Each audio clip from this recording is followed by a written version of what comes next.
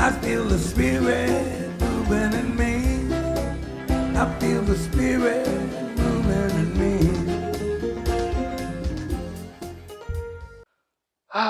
Welcome to Unity of Maui. Okay, now I get to do some fun stuff. I had a heck of a time. Usually I'm great with coming up with titles. I could not figure out the title for this one. Finally, I came up with, and you may ask yourself, how do I work this? Or you might ask yourself, how did I get here? I was even thinking of calling it, is this what I ordered? I'd like to see the manager. Oh, I am the manager? Ooh, okay, well, it's a little more complicated. So, having an opportunity to talk, Blaine's at the conference in St. Louis, learning all kinds of great things from the head office, and that's great. And I wanted to share a little bit about what I call it our sister church. Very similar, Centers for Spiritual Living. Originally, they were Science of Mind or Religious Science. And they're kind of our cousins, because I think we're all descendants from Christian Science. I believe that was Mary Baker Eddy, I think maybe was the person who said, I'm going to pray this away. I'm going to believe in the power of faith, and it worked for her. And she healed diseases, and it became a very popular thing to use our mind, use the power of our mind, and know that God has our back. And, some people in Christian Science may be a little too fundamentalist and think it's got to be prayer, it can't be the doctors. But then a lot of other people said, well, maybe the doctors are the answer to the prayer, and the medicine is part of the whole because it's all infinite. So that philosophy blossomed out. And in our faith, Myrtle Fillmore and her husband were looking into it and started the Unity study groups. And over in another place, Ernest Holmes was doing the same kind of thing with religious science. And I believe both of them were not intending to start a church. Both of them were trying to create a spiritual study group that all faiths would be welcome, and pointing out the unity behind all of that. And they got so popular that they eventually went, okay, we'll start a church and we'll go for it. And so we've had the Unity School of Christianity, and then we have the Centers for Religious Science. And the religious science of mind people, they got in some little argument over bylaws or some Manini three-dimensional Maya thing, and, separated into two factions that practiced differently for decades. And finally, about 10, 15 years ago, they kind of patched up their differences and said, all right, let's be all one faith. Let's reunite. So Science of Mind was always getting, one of my ministers said that he was so tired of hearing, are you Scientologists? No, we're Science of Mind, we're religious science. Wasn't really communicating, so they decided to pick a new brand, and they took Centers for Spiritual Living, which in my opinion is a little bland, but it does explain what they are. They are Centers for Spiritual Living.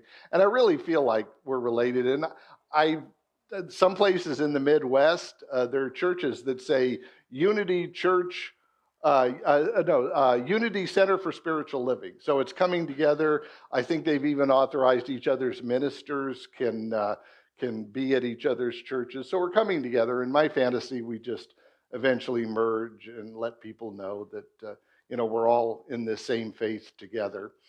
And people ask me, what's the difference between Unity and Centers for Spiritual Living? And this is just my personal opinion, is that we have like about 10% more Jesus. I think, to me, that's the main difference. We got a little more Jesus, a little more Christianity than they do. Both of us respect him as a great teacher and prophet and messenger, and the great example, not the great exception. All right, so I'm going to talk about a couple things of the Spiritual Center for Spiritual Living that really, really touch me and I love. And one is the symbol itself, and you may have seen this, kind of the V with the three lines there. And the V we'll get into in a minute. I've never fully grasped that, but the three layers is what's really the important part to me. And it's another way of looking at God as a Trinity. And we know God's infinite, so we know God's all the layers. We know that we're God, we're an extension of the source, so we have all this power. So this is representational both of the nature of God and the nature of us. But they divided it into like three little different compartments to kind of help you understand it a little more. So the top layer they call spirit or the word. And the beginning was the word. God said, it's mighty dark in here. Somebody turn on a light. Okay, that was the word, the commandment that went out there. And what that went into is the middle layer, which they call soul or the law. And those words don't quite resonate with me either. I like to call it the divine Play-Doh factory, but it's that manifesting nature in the middle. It's the law of God and spirit that what the word that's said will be brought about into form. And then the bottom layer, body and effect, that's the end result. So that's the 3D world. So the bottom layer is the world that we're walking around in, the chair we're sitting in, the individualized expressions of God that I see in all those different seats out there. So that's all the 3D world. But all of that is generated originally by the thought at the top. And then the thought goes into that manifesting nature of God in the middle and brings about what's at the bottom. And a really good metaphor, I didn't have a slide with the words on it, but really the easiest way when I really grasp this is just think of the top layer is the seed. The middle layer is the soil where you plant the seed. And the bottom layer is the result, the plant that you get. If you planted a weed, sorry, you got a weed. If you planted a beautiful flower, you get a beautiful flower. Maybe there'll be a few little weeds around it too. But seed, soil, plant, real easy way. Just think, what you plant it in that, and the soil doesn't care what you give it. It just says, yes, okay, you've given me a command, you've given me a word, you've given me a seed, I shall make it happen. And lo and behold, you get your three-dimensional result. And I need some of this 3D hydrogen hydroxide here. So maybe I'll take that with me.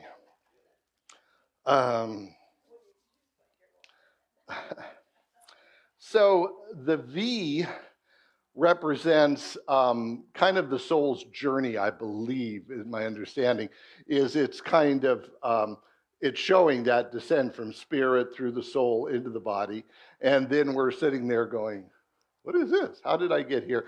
And then through our study, we work our way back up the other side. We go, oh, I see the manifesting nature. And that leads me back to the word. So the V is kind of like, I believe, our path through that. Maybe it's just a check mark, like, okay, did that one. I'm not sure.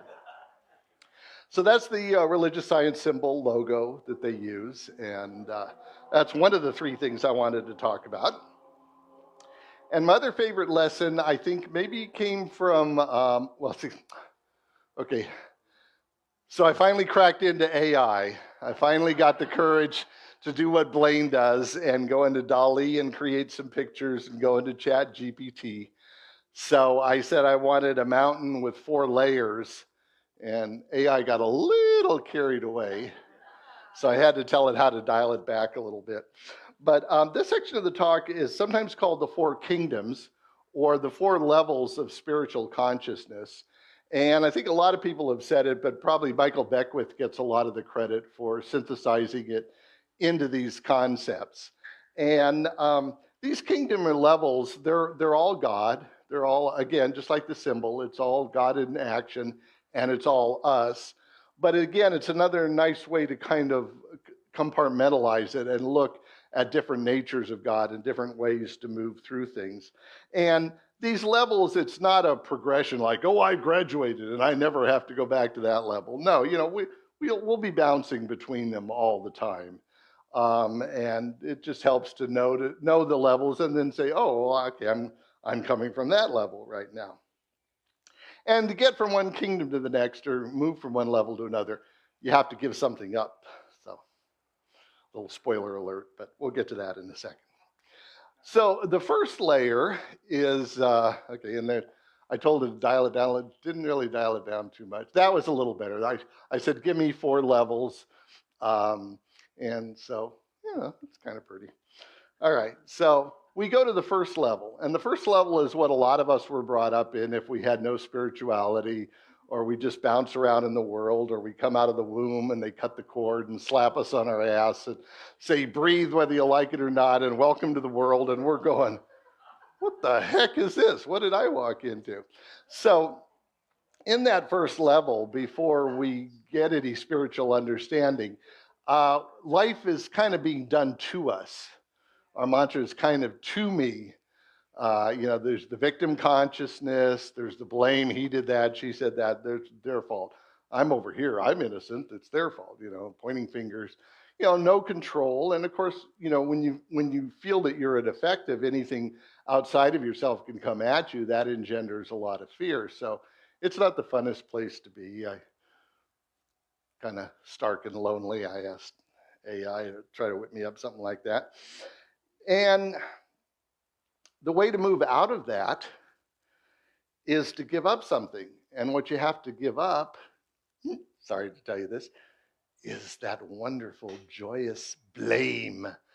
That ability to say, oh, I didn't do that. That's someone else's fault.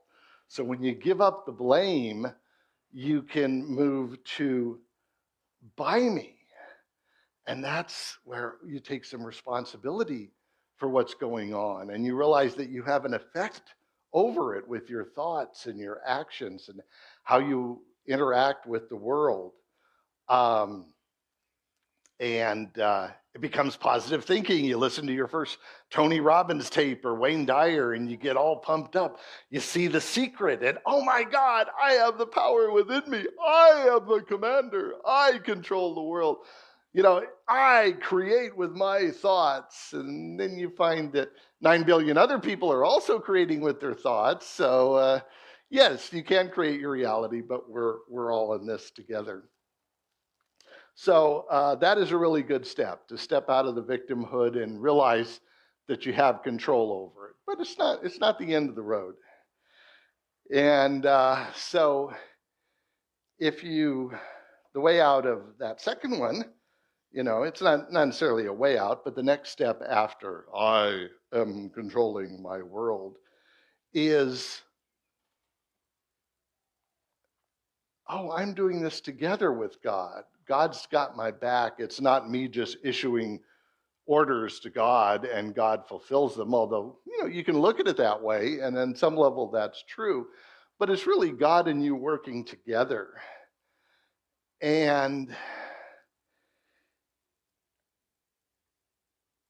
I believe that that yearning that's in our heart, our art, our passion, our vision, is something that we and the Infinite Spirit agreed on together. Hey, this is something I want to do on the planet this lifetime. I want to make a difference. I want to do this. And when you remember that God's got your back, and when you remember that somewhere you probably made a pact that you would play drums with God, or that you would sing with God, or that you would speak out with God, or whatever it is, it's a very freeing experience. And so now, instead of to me or by me, it's through me. It's a little more inclusive. I'm working together with the source.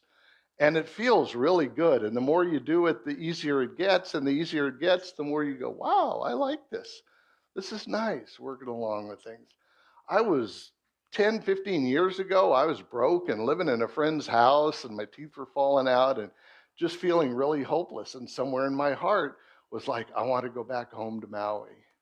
And, one voice was like, oh, you back to Maui, how would you ever do that? And I just kept holding the vision, that's what I wanted. And I kept giving my gifts and chugging along for better or worse. And things gradually came together as I continued to trust and continued to know and just, I don't know. You got to look at those signs, those challenges and go, okay, that's a challenge. Or often there's something to learn from something that seems like you don't want it that way. But if you believe that you're working together with God, if you and God are working on this together and something pops up in your path you don't like, you can go back to First Kingdom and say, that's a mistake. That shouldn't be there. Or you can say, wow, you plunked that in front of me. God, do I have something to learn? What's this about? And usually it guides you to a greater learning and a greater understanding. And then, 5 or 10 years later, you go, oh, I'm so glad that happened. In hindsight, it was like, oh, that worked out. That worked out perfectly. So in the third kingdom, you give up control, you become a channel, you team up with God. That's pretty good, explanatory. You got the beautiful levels there. And once you're walking with God and doing your thing and walking in partnership, there's really one kingdom left to go to, and that's, ooh, I am God. I am it. I'm not even working with God on this. I am God in action. And that's that flash, that moment of enlightenment that we have at various times in deep meditation or deep psychedelic drug use or something, where we become aware of that wholeness, that infinite. It touches us for a millisecond or a macrosecond, but we know it. We go, oh, I see what's going on here. And I'm sure that's what Jesus, at least according to the stories, had his moments of knowing that, and then turned around and came back 3 kingdoms trying to say, I think I've kind of seen something here, not just about me, but about all of us.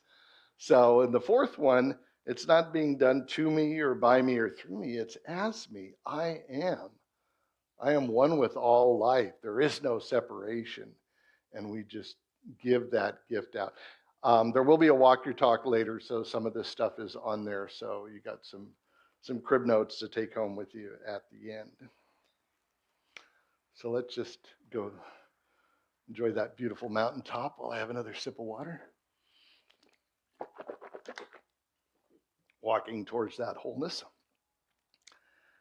And for one more review, this is very fine print, but let's see what we got. See if there's anything I didn't cover here. Life is happening to me. I feel a victim. I have no control. You let go of the blame. By me. Life is happening by me. If I work hard enough, I have control. Then you let go of control. Through me, life is happening through me. I am here for a reason. I have a purpose. I have unique gifts and talents. All I have to do is trust, belief. I can trust spirit in the process of my journey. And then you let go of any separation and you get to as me. Life is happening as me. There is no separation between me and others. There's no separation between me and God and spirit. I am one, at peace with the world.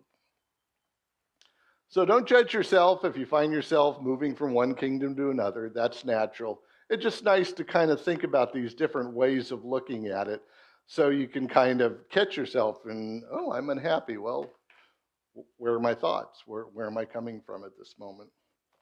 Well, we're moving right along here, and a lot of times one of the ministers will do a meditation at this point. I'm not much into meditation. Never really thrilled me, so I'm going to read you a nursery rhyme instead. Is that good?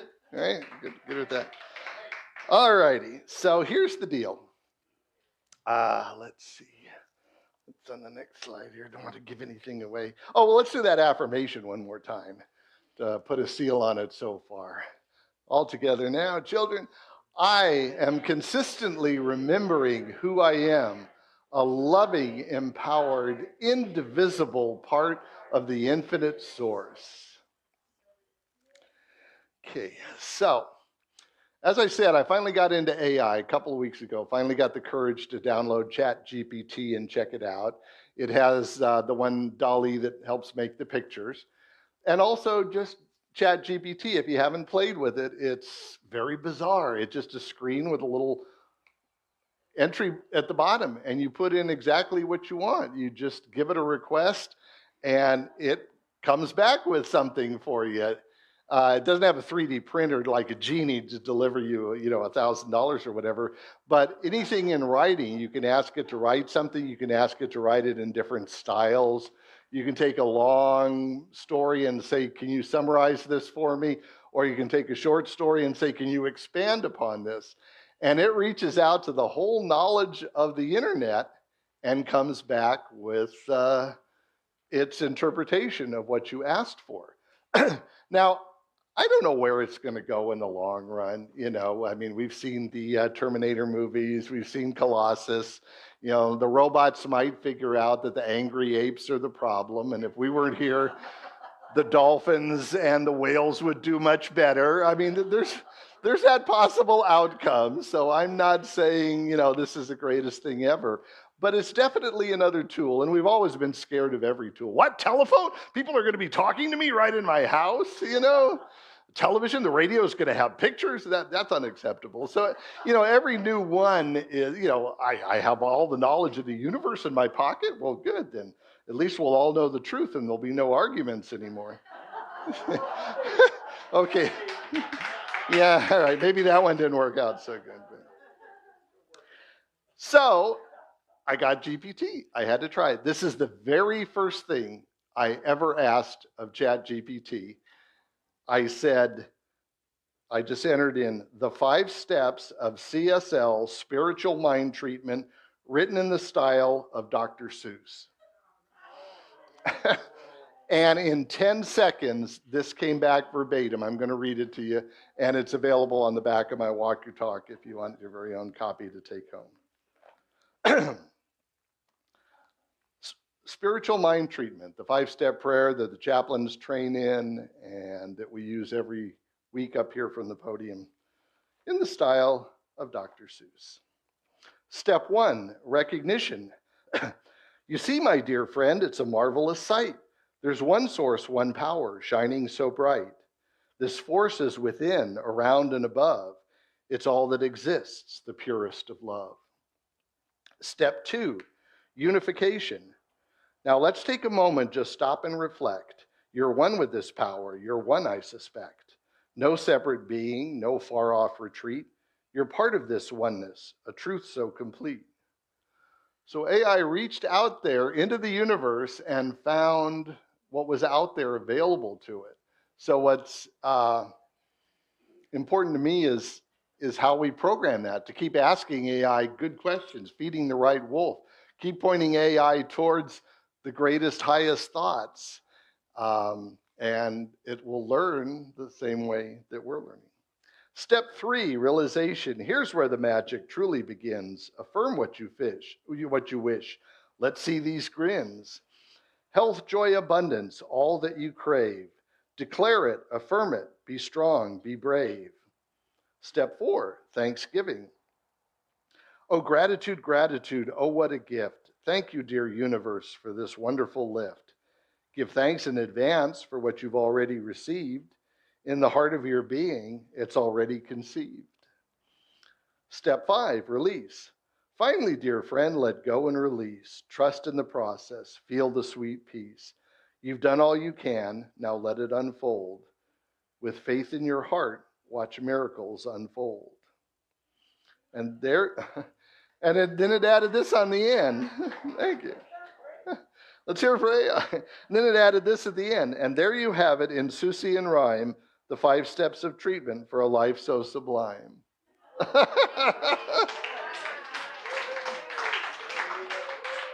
So if you dare, go to ChatGPT. It's free. Ask it a cosmic question and see what you come up with. You might hear some surprising new things. Have some fun. Okay, so now we come to the point in the service where we accept the offering. If you feel so inclined to give something to keep Unity of Maui going and going forward, we acknowledge the blessing of money, these little pieces of green paper that we've empowered with the magic of great value, and we exchange them with each other it's often called compensation. It's a gift, it's an exchange, it's a gratitude, it's saying thank you for what's here. I want to give energy to that. So it's something we've empowered with value and to be a symbol of value and to share with each other. So if you feel so inclined, if it feels right to you to give something, to continue Unity of Maui, to continue this church and keep the doors open and the lights on and all the bills paid, to continue to offer this to the people of Maui, we will be passing a basket soon, and we will be grateful for your gifts. And we got the basket here live. If you're online, we got nice little links. You can do PayPal through our website. If you're old school, you can write us a check and put it in the mail. We'll accept all of that. We're grateful for that.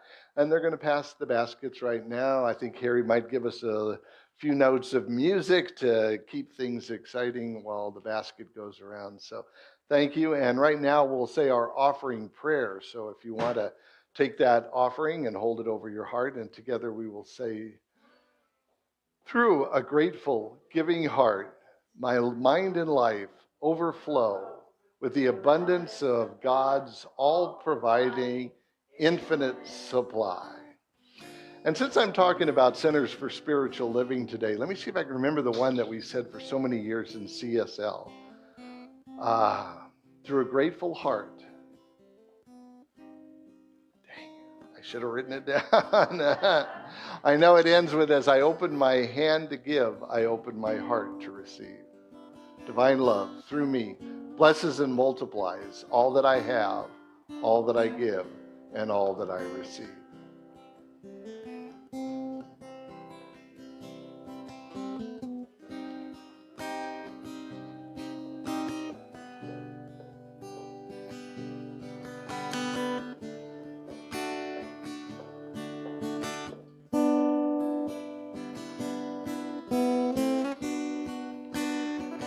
Loving Spirit, we are thankful for these gifts that have come to us in love.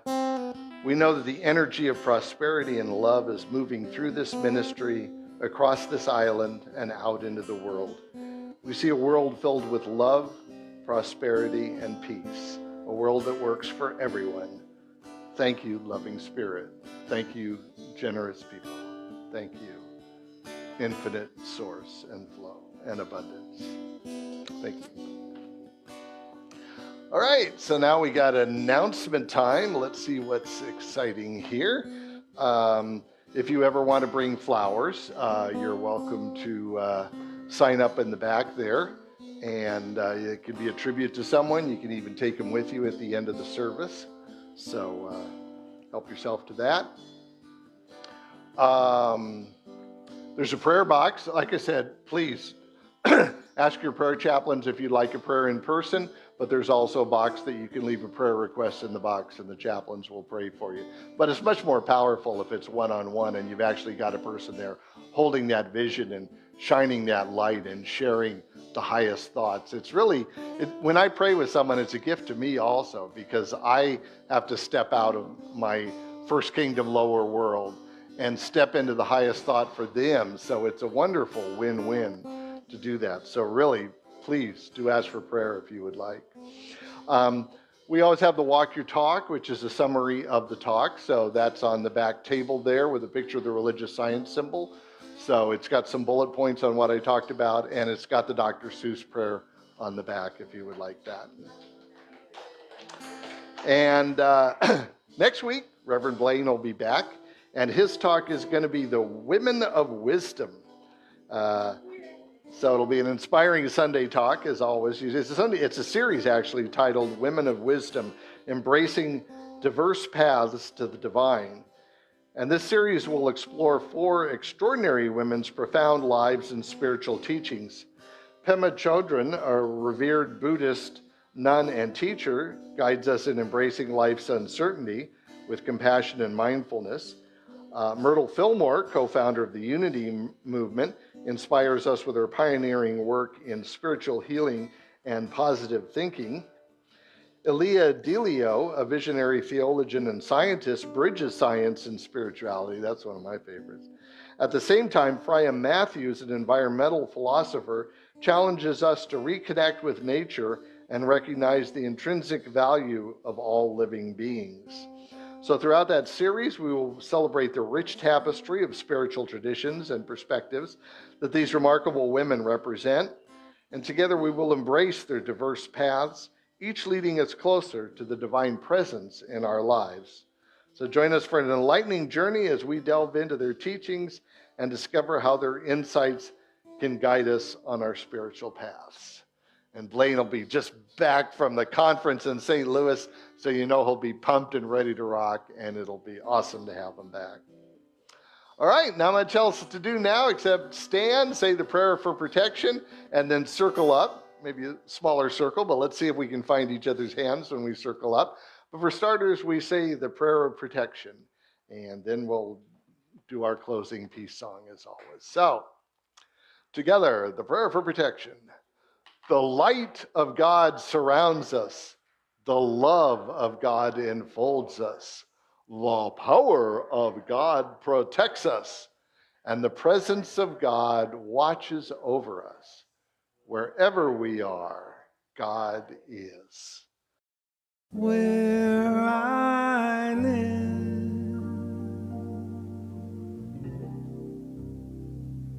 they're all raised